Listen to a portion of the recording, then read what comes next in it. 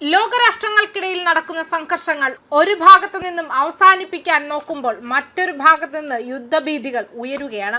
Korean ഉപദ്വീപിൽ വീണ്ടും യുദ്ധഭീതി വിതച്ചുകൊണ്ട് ഉത്തര Korean ഏകാധിപതി Kim Jong ഉന്നിന്റെ വജ്രായുധങ്ങൾ ഗർജിക്കുകയാണ്. ദക്ഷിണ കൊറിയയും അമേരിക്കയും സംയുക്തമായി നടത്തുന്ന വാർഷിക സൈനികാഭ്യാസത്തിന് മറുപടിയായി ഒരേ സമയം 10-ലധികം മിസൈലുകളാണ് ഉത്തര കൊറിയ വിക്ഷേപിച്ചത്. ശത്രുക്കളെ മുട്ടുകുത്തിക്കാൻ ശേഷിയുള്ള 600 മൾട്ടിപ്പിൾ റോക്കറ്റ് ലോഞ്ചറുകളുടെ വൻതോതിലുള്ള വിക്ഷേപണം കിം ജോങ് ഉൻ നേരിട്ട് നിരീക്ഷിച്ചു.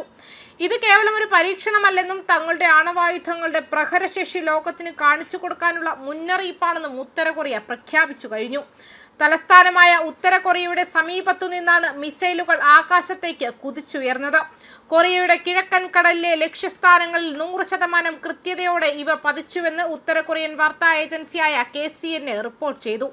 ദക്ഷിണ കൊറിയയുടെ സൈനിക കേന്ദ്രങ്ങളെ നിമിഷങ്ങൾക്കുള്ളിൽ ചാരമാക്കാൻ ശേഷിയുള്ള ഈ മിസൈലുകൾ ഏകദേശം 350 മുതൽ 420 കിലോമീറ്റർ വരെ ദൂരപരിധിയിലുള്ള ശത്രുക്കളെ ലക്ഷ്യം വെച്ചുള്ളതാണ്. അത്യാധുനിക സാങ്കേതിക വിദ്യ ഉപയോഗിച്ച് നിർമ്മിച്ച ഈ റോക്കറ്റ് ലോഞ്ചറുകൾ ദക്ഷിണ കൊറിയൻ സൈന്യത്തെ വലിയ ആശങ്കയിലാഴ്ത്തിയിട്ടുണ്ട്. ഈ നിർണായക സൈനിക അഭ്യാസത്തിൽ കിം ജോങ് ഉന്നിനൊപ്പം അദ്ദേഹത്തിന്റെ മകളും സാധ്യമായ പിൻഗാമിയുമായ കിം ജുയെയും പങ്കെടുത്തു എന്നത് ശ്രദ്ധേയമാണ്. ഭരണകൂടത്തിന്റെ കരുത്ത് വരും തലമുറയിലേക്കും പടരുകയാണെന്ന സന്ദേശമാണ് ഈ സാന്നിധ്യം നൽകുന്നത്. തന്ത്രപരമായ ആണവായുധങ്ങൾ പ്രയോഗിക്കാനുള്ള തങ്ങളുടെ കഴിവിനെക്കുറിച്ച് ശത്രുക്കൾക്ക് ആഴത്തിലുള്ള ധാരണ നൽകാൻ ഈ വിക്ഷേപണം സഹായിക്കുമെന്ന് കിം ജോങ് ഉൻ ആത്മവിശ്വാസം പ്രകടിപ്പിച്ചു. ആഗോള ഉപരോധങ്ങൾക്കിടയിലും ഉത്തര കൊറിയയുടെ ആയുധശേഷി വർദ്ധിക്കുന്നു എന്നതിന്റെ തെളിവായി ഈ പരീക്ഷണങ്ങൾ വിലയിരുത്തപ്പെടുന്നു.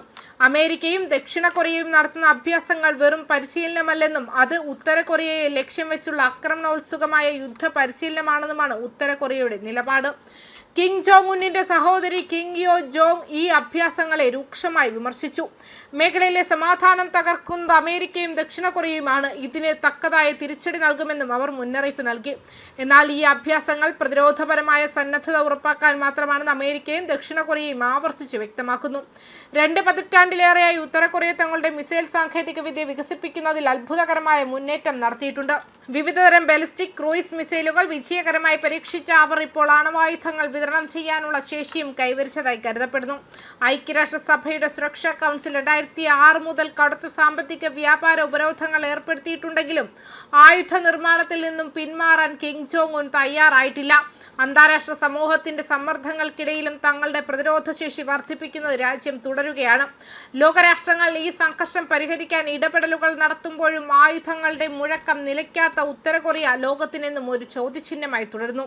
അമേരിക്കയിലെ പുതിയ രാഷ്ട്രീയ സാഹചര്യങ്ങളും കൊറിയൻ ചർച്ചകളെ എങ്ങനെ ബാധിക്കുമെന്നത് വരും ദിവസങ്ങളിൽ കണ്ടറിയേണ്ടി വരും.